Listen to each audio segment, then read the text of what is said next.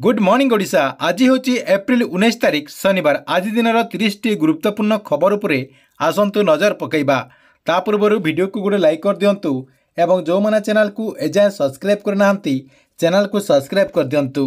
प्रथम खबर खूब शीघ्र हिताधिकारी को बंटा हेब नुआ रंगीन राशन कार्ड। नुआ राशन कार्ड बंटा हेब नहीं राज्य सरकार पक्षर शुक्रवार जहाँकि घोषणा कर तेबे एथर योग्य हिताधिकारी जो नुआ राशन कार्डटी बंटा हेब ताहा रंगीन राशन कार्ड बोली जमापड़ी। एसत एप्रिल 22 सुधा राशन कार्ड प्रस्तुति को समस्त जिलापाल को निर्देश दिया जहाँकि एप्रिल 22 तारिख भितर नुआ राशन कार्डटी को प्रिंट करने माननीय खाद्य जोगाण मंत्री कृष्ण चंद्र पात्र समस्त जिलापाल मानू एने निर्देश देते। सठिक जांच प्रक्रिया पर नुआ सदस्यों को योजना रे सामिल करा बोली खाद्य जोगाण और खाटी कल्याण विभाग पक्षर सूचना दी जाएगी। परवर्ती खबर सातकोशिया गंड अभयारण्य 7टी घड़ियाल कुंभीर महानदी में छड़ा से 5टी माई घड़ियाल सहित 2टी पुरुष घड़ियाल कुंभीर रही सूचना रही। नंदनकानन पानी उद्यान 5टी और टिगरापड़ा स्थित घड़ियाल संरक्षण प्रकल्प 2टी कुंभीर को प्राणी उद्यान अणाई से सातकोशिया गंड अभयारण्य प्राकृतिक परिवेश रे छड़ा जाइथिबार सूचना रही। प्राकृतिक परिवेश रे किपरि चलप्रचल करुचंती से दिगरे अनुध्यान पई तांकरी लांजरे ट्रांसमीटर खंचा जाइथिबार अपडेट होईची। परवर्ती खबर परिवहन क्षेत्र में राज्य सरकार तरफ आउ गोटे गुरुत्वपूर्ण पदक्षेप नहीं जाइए। प्रथम पर्यायर द्वैतनगरी हाईटेक टेक्नोलोजी परिवहन व्यवस्था कर फास्ट चार्जिंग इलेक्ट्रिक बस चलाचल नहीं प्रस्ताव देते केंद्रीय सड़क परिवहन और राजस्व मंत्री नितिन गडकरी। यही अस्थायी संपन्न सार्वजनिक परिवहन व्यवस्था द्वारा भुवनेश्वर और कटक जुग्मनगरी को तीर्थनगरी पुरी सहित सीधासलख इलेक्ट्रिक बस चलाचल कर माननीय मंत्री जहाँकि सूचना देते। परवर्ती खबर राष्ट्रपति डोनाल्ड ट्रंप अमेरिका और चीन मध्य घनौथिबा टारिफ युद्धर अंत नहीं संकेत देते। ट्रंप कहते जे चीन सामना करुथिबा आमदानी शुल्क जहाँकि आउ कम दिन भितर ह्रास पाइपारे। ट्रंप का टिप्पणी टारिफ नीति में परिवर्तन नहीं संकेत देती कारण वाशिंगटन और बेजिंग रे वाणिज्य संपर्क को संतुलन करने उद्यम करा जाउची। वाणिज्य आलोचनार समाधान न होगा पर्यंत टिकटक चुक्ति उपरे निष्पत्ति स्थगित रहे बोली ट्रंप जहाँकि सूचना देते। परवर्ती खबर प्रधानमंत्री नरेंद्र मोदी दुई मुख्य सचिव ओडिशा गस्तर आसि सूचना रही। सतीकांत दास और डॉक्टर पीके मिश्र गुरुवार राति सतीकांत दास भुवनेश्वर में पहुंची बेले शुक्रवार अपराह झारसुगुड़ा में पहुंची डॉक्टर पीके मिश्र घटगाँ तारिणी पीठ को जाकि दर्शन करने सहित मुख्यमंत्री और राज्य सरकार तरफ गुरुत्वपूर्ण बैठक में जोगदेवे शक्तिकांत। सेहीपरि डॉक्टर पीके मिश्र शनिवार संबलपुर आईआईएम कन्वेंशन में मुख्य अतिथि भाव जोगदेवार कार्यक्रम रही। परवर्ती खबर आसंता मे मासर स्कूल खरा छुट्टी हेब किंतु एही समय पिलांकु दियाजिब गृह कार्य होमवर्क दियाजिब पिलामानंकु पिलामाने जेपरि निज पाठपढ़ारे नियोजित हेबे सेतिपई अभिभावकଙ୍କୁ सचेतन कराजिब। स्कूल छुट्टी पूर्व श्रेणीवारी पिलांक अभिभावक मोबाइल नंबर को एक व्हाट्सएप ग्रुप मध्य कराजिब। एने योजना करछि विद्यालय गणशिक्षा विभाग। आसंता 19 तारिख रे हेबाक थिबा अभिभावक बैठक में एने आलोचना करा सरकार तरफ जहाँकि अपडेट रही। परवर्ती खबर विश्व ऐतिह्य दिवस अवसर में एएसआई पक्षर कोणार्क सूर्य मंदिर प्रवेश लगी शुक्रवार जनसाधारण निमंते निःशुल्क घोषणा कर प्राचीन कलाकृति संपन्न मंदिर सौंदर्यीकरण और ऐतिह्य कॉरिडोर योजना चतुर्पार्श्व विकसित केंद्र सरकार पक्षर एक मास्टर प्लान प्रस्तुति कर सूचना रही। परवर्ती खबर ओडिशा झारखंड सीमांत सरंडा जंगल में बरखंड निकट में आईडी विस्फोरण होता बेले जवान जहाँकि अल्पके बर्ती जाइछंती। परवर्ती खबर आगामी 5 दिन जाए राज्य में विभिन्न स्थान में वर्षा सह बिजुली घड़घड़ी सह पवन बहिबार पूर्वानुमान करुछि आंचलिक पाणीपाग केन्द्र। 3टी जिला मयूरभंज बालेश्वर और भद्रक जिले में प्रबल वर्षा सह घंटा प्रति 50 ରୁ 60 किमी बेगर पवन बहिबार संभावना थिबारु ऑरेंज वार्निंग यही सब जिला को ऑरेंज वार्निंग दिजाइथिबार सूचना रही। जहाँकि 24 घंटा मध्य विभिन्न जिले में हालुकारु मध्यम धरण वर्षा होबार अपडेट होती जहाँकि गोटे 2टी स्थान में वज्रपात सहित वर्षा हो पारे बोली आंचलिक पाणीपाग केन्द्र तरफ इनफर्मेशन दि जाएगी। परवर्ती खबर महाप्रभु श्री जगन्नाथ रत्न भंडार काम मरामती जारी रही बेले यह आगामी अक्षय तृतीया अर्थात एप्रिल 30 तारिख सुधा शेष करने लक्ष्य रखी। मरामती कार्य समाप्त होगला महाप्रभु सुना और अलंकार जहाँकि स्थानांतरित प्रक्रिया आरंभ करा शुक्रवार एने गणमाध्यम को सूचना देते जांच कमिटी अध्यक्ष जस्टिस विश्वनाथ रथ।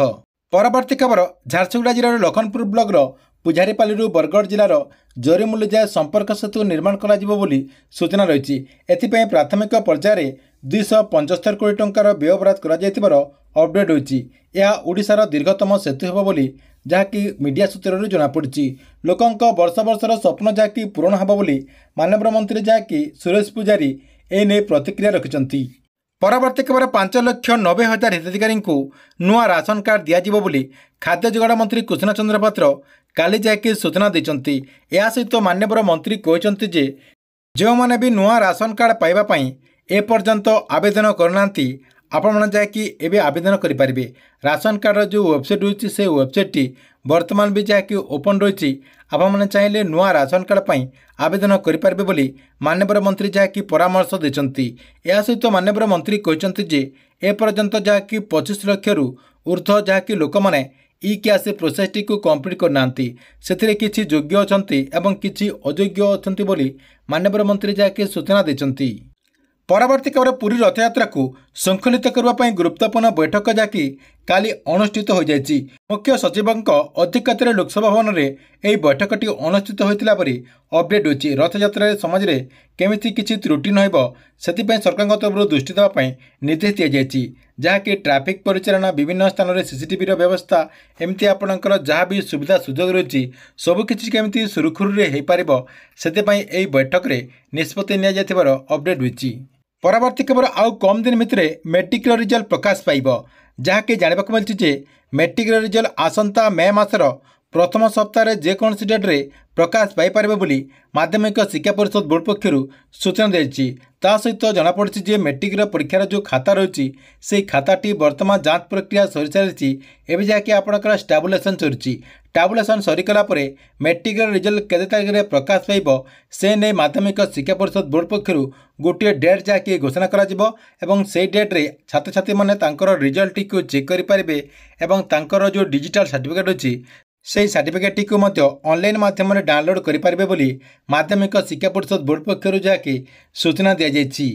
ପରବର୍ତ୍ତୀ ଖବର ଯେଉଁ ଛାତ୍ରଛାତ୍ରୀମାନେ +3ରେ ଆଡମିସନ୍ କରିବା ପାଇଁ ଚାହୁଁଛନ୍ତି ସେମାନେ ଯାହାକି ସାଉଣ୍ଡ ପୋର୍ଟାଲର ଯେଉଁ ୱେବସାଇଟ୍ ରହିଛି ସେ ୱେବସାଇଟ୍ରେ ଅନଲାଇନ୍ ମାଧ୍ୟମରେ ଯାହାକି ରେଜିଷ୍ଟ୍ରେସନ୍ କରିପାରିବେ। ଅନଲାଇନ୍ ମାଧ୍ୟମରେ ରେଜିଷ୍ଟ୍ରେସନ୍ କରିବାର ପ୍ରକ୍ରିୟା ବର୍ତ୍ତମାନ ଆରମ୍ଭ ହୋଇଯାଇଛି।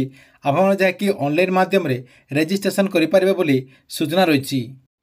ପରବର୍ତ୍ତୀ ଖବର ସିଏମ୍ କିଷାନ ଯୋଜନାକୁ ନେଇ ଦେଖନ୍ତୁ ସିଏମ୍ କିଷାନ ଯୋଜନାର ଯେଉଁ ପରବର୍ତ୍ତୀ କିସ୍ତିର ଟଙ୍କା ରହିଛି ସେହି ପରବର୍ତ୍ତୀ କିସ୍ତି ଟଙ୍କା ଚାଷୀମାନେ ଯାହାକି ଏପ୍ରିଲ 30 ତାରିଖରେ ପାଇପାରିବେ। ଏଥିପାଇଁ ସରକାରଙ୍କ ତରଫରୁ ଯାହାକି ସବୁ ପ୍ରକ୍ରିୟା ଆରମ୍ଭ ହୋଇଯାଇଥିବାର କିଛି ମିଡ଼ିଆ ସୂତ୍ରରୁ ଜଣାପଡ଼ିଛି। ଯାହାକି ଆସନ୍ତା ଏପ୍ରିଲ 30 ତାରିଖରେ ରାଜ୍ୟର ସମସ୍ତ ଯୋଗ୍ୟ ଚାଷୀମାନେ ଯାହାକି 2,000 ଟଙ୍କା ପାଇପାରିବେ ବୋଲି ଅପଡେଟ୍ ହୋଇଛି। କିନ୍ତୁ ସରକାରଙ୍କ ତରଫରୁ ଏଯାଏଁ କୌଣସି ଅଫିସିଆଲି ଡେଟ୍ ଘୋଷଣା କରାଯାଏ ନାହିଁ। ପରବର୍ତ୍ତୀ ପର୍ଯ୍ୟାୟରେ ଯାହାକି ଅଫିସିଆଲି ଡେଟ୍ ଘୋଷଣା କରାଗଲେ ଆପଣମାନେ ଯାହାକି ଏହି ଚ୍ୟାନେଲ୍ ମାଧ୍ୟମରେ ପ୍ରଥମେ ଜାଣିପାରିବେ। ପରବର୍ତ୍ତୀ ଖବର ସୁଭଦ୍ରା ଯୋଜନାକୁ ନେଇ ଦେଖନ୍ତୁ ଯେଉଁମାନେ ବି ସୁଭଦ୍ରା ଯୋଜନା ଅଧୀନରେ ଏଯାଏଁ ଟଙ୍କା ପାଇନାହାନ୍ତି ସେମାନେ ଯାହାକି ସୁଭଦ୍ରା ଯୋଜନା ଅଧୀନରେ ଖୁବ୍ ଶୀଘ୍ର ଟଙ୍କା ପାଇପାରିବେ। ଯାହାକି ସରକାରଙ୍କ ତରଫରୁ ସେମାନଙ୍କୁ ଏପ୍ରିଲ 22 ତାରିଖରେ ସୁଭଦ୍ରା ଯୋଜନା ଅଧୀନରେ ପୁଣି ଯାହାକି 5,000 ଟଙ୍କା ଦିଆଯିବ। ସେଥିପାଇଁ ଆପଣମାନଙ୍କୁ ଆପଣଙ୍କର ଯେଉଁ ତ୍ରୁଟି ରହିଛି ସେ ତ୍ରୁଟିଟିକୁ ସଂଶୋଧନ କରିବାକୁ ପଡ଼ିବ। ଆପଣଙ୍କର ବ୍ଲକ ସ୍ତରୀୟ ଯେଉଁ ଅଧିକାରୀ ଯିବେ ତାଙ୍କ ଦ୍ୱାରା ମଧ୍ୟ ଆପଣଙ୍କର ତ୍ରୁଟିଟିକୁ ଆପଣମାନେ ସମାଧାନ କରିପାରିବେ।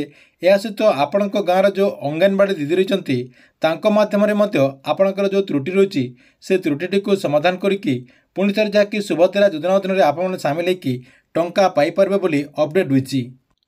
ପରବର୍ତ୍ତୀ ଖବର ଅନ୍ତର୍ଦୟ ଗୃହ ଯୋଜନାକୁ ନେଇ ଦେଖନ୍ତୁ ଯେଉଁମାନଙ୍କର ଅନ୍ତର୍ଦୟ ଗୃହ ଯୋଜନା ଅଧୀନରେ ଘର ଆସିଯାଇଛି ଏହା ସହିତ ଆପଣଙ୍କର ଯଦି ୱାର୍କ ଅର୍ଡର ଆସିଯାଇଛି ତଥାପି ଯଦି ଆପଣଙ୍କ ଆକାଉଣ୍ଟକୁ ଏହି ଯୋଜନା ଅଧୀନରେ ପ୍ରଥମ କିସ୍ତିର 40,000 ଟଙ୍କା ଆସିନାହିଁ ତାହେଲେ ଆପଣଙ୍କ ବ୍ଲକର ଯେଉଁ ଅଧିକାରୀ ରହିଛନ୍ତି ତାଙ୍କ ସହିତ ଯାହାକି ଆପଣମାନେ ଯୋଗାଯୋଗ କରନ୍ତୁ। ଯୋଗାଯୋଗ କଲାପରେ ଆପଣଙ୍କ ଆକାଉଣ୍ଟକୁ କାହିଁକି ସେହି ଟଙ୍କାଟି ଆସିନାହିଁ ଯାହାକି ଆପଣମାନେ ସେସବୁ ଜାଣିପାରିବେ ଏବଂ ଆପଣଙ୍କର ଯାହା ବି ସମସ୍ୟା ରହିଛି ସେ ସମସ୍ୟାଟିକୁ ଆପଣ ସମାଧାନ କରିଦେଲା ପରେ ଅନ୍ତର୍ଦୟ ଗୃହ ଯୋଜନା ଅଧୀନରେ ପ୍ରଥମ କିସ୍ତିରେ ଯାହାକି ଆପଣମାନେ 40,000 ଟଙ୍କା ପାଇପାରିବେ ବୋଲି ମାନ୍ୟବର ମନ୍ତ୍ରୀ ଯାହାକି ସୂଚନା ଦେଇଛନ୍ତି। ପରବର୍ତ୍ତୀ ଖବର ପିଏମ୍ କିଷାନ ଯୋଜନାକୁ ନେଇ ଦେଖନ୍ତୁ ପିଏମ୍ କିଷାନ ଯୋଜନାର ଯେଉଁ ପରବର୍ତ୍ତୀ କିସ୍ତିର ଟଙ୍କା ରହିଛି ସେହି ପରବର୍ତ୍ତୀ କିସ୍ତିର ଟଙ୍କା ମଧ୍ୟ ଆଉ କମ୍ ଦିନ ଭିତରେ ଆସିବାକୁ ଯାଉଛି। ଯାହାକି ସରକାରଙ୍କ ତରଫରୁ पीएम किसान योजना अधीन एथर जहाँकि चाषी को 4000 टंका दि जापे बोली अपडेट होती जहाँकि सरकार तरफ एने विचार विमर्श चली परवर्ती पर्यायर हुए तो आपण जहाँकि योजना अधीन 4000 टंका पाइपर। परवर्ती खबर प्रधानमंत्री आवास योजना को नहीं देखंतु जो मैंने भी प्रधानमंत्री आवास योजना अधीन एजाए जहाँकि सर्वे करना आपण जहाँकि एवं आपणकर सर्वेटी को कंप्लीट करेंगे। आपण जहाँकि आपणकर मोबाइल मध्यम सेल्फ सर्वे करेंगे। या सहित जो मैंने प्रतिनिधि मान सहित करने चाहते ताले आपण एसोसिएट सर्वे करेंगे। उभय प्रकार जहाँकि आपने सर्वेटी को करेंगे और सर्वे करदेला आपण जदि योग्य अटंती ताले आपने प्रधानमंत्री आवास योजना अधीन गोटे गोटे घर पाइबे बोली अपडेट होती। ठीक अच्छे एथिला आपण आज दिन 30टी गुरुत्वपूर्ण खबर आपण वीडियो केमती लगिला कमेंट बॉक्स रे निश्चय कमेंट करंतु।